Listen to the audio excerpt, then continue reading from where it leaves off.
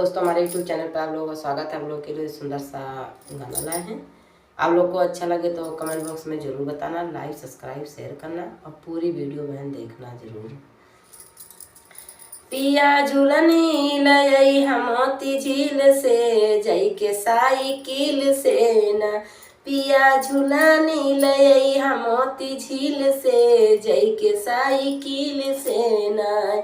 हमर ससुरालय में हमरे सासू जी पहिन, हम ससुरालय हम सासू जी पहिन, पिया हम पहिन शौकीन से जई के मोती झील से न, पिया हम पहिन शौकीन से जई के मोती झील से नाय। पिया झूलनी लई मोती झील से जई के साइकिल से न, हमर जेठाऊ लावे हमरे जेठनी जी पहिने, हमर जेठाऊ लयावे हमर जेठनी जी पहिन, पिया हम पहिन शौकीन से जई के मोती झील से न, पिया झूलनी लइया मोती झील से जई के साइकिल से न।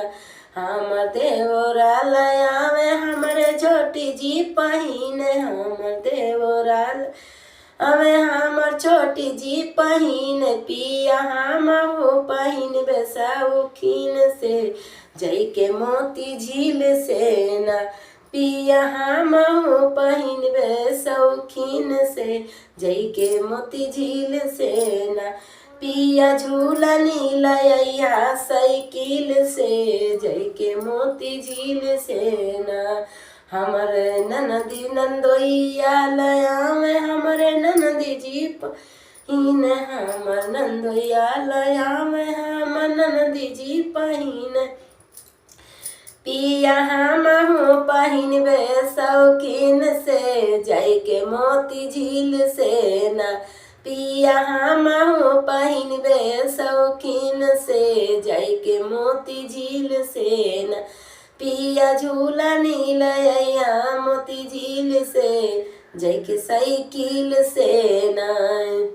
नमस्कार दोस्तों, हमारे वीडियो अच्छा लगे तो कमेंट बॉक्स में जरूर बताना, लाइक सब्सक्राइब शेयर करना।